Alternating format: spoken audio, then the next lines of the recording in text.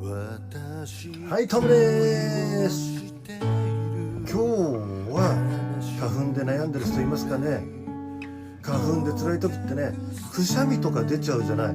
今日はこのくしゃみについてお話ししましょう。くしゃみのね、平均時速っておよそ320キロなのよ。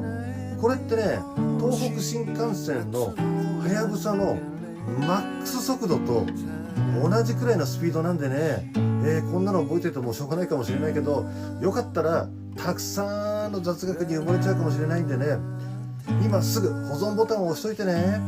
そんな感じでした。